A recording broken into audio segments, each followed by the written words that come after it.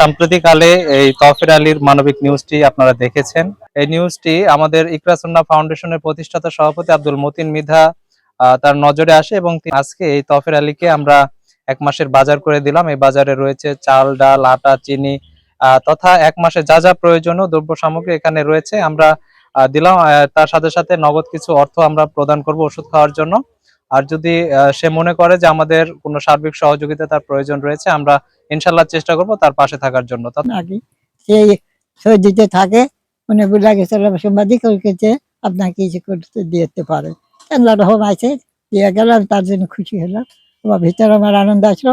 এগুলো খেলে পরে আমি মানে সুস্থ হয়ে আল্লাহ তাদের সাথে দোয়া করে ব্যাপারে সব ভালো জানেন থাকতে পারি, খাবার পারি, এই পর্যন্ত আবার তার 10টি সন্তান থাকা পরও তার খাদ্য বা ভরণ পোষণ হচ্ছে না, এবং যিনি যে ঘরে থাকেন এটা ঘর বলা যায় না, আসলে এটা একটি গরুর গোয়ালের চেয়েও খারাপ অবস্থা। তৌফির আলীকে ইকরা ফাউন্ডেশন করতে যে চাল, ডাল এবং তার কাপড় বিভিন্ন দ্রব্য সামগ্রী দিয়েছে, এই জন্য আমি সেই ইকরা ফাউন্ডেশনের অসংখ্য ধন্যবাদ জানাই এবং কৃতজ্ঞতা প্রকাশ করছি তাদের এইরকম অসহায় একটা মানুষের পাশে দাঁড়ানোর জন্য এবং তাকে অন্য কিছুদিনের জন্য অন্ন তুলে দেওয়ার জন্য। এখন বৃদ্ধ বয়সে ওনার পাশে কেউ নাই, বা খাবার দেওয়ার মতো কোনো লোক নাই, চিকিৎসাপত্র দেওয়ার মতো কোনো লোক নাই।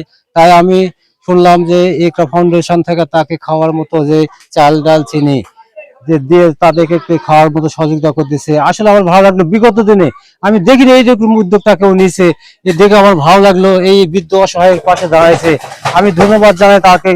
মিডিয়াতে আমরা এই তৌফির আলী মন্ডলের নিউজটি দেখতে পাই। এই বৃদ্ধা তৌফির আলী 100 বছর বৃদ্ধা, আর 11 সন্তান থাকার পরও ছেলে মেয়ে কোনো দায়ভার বহন করে না।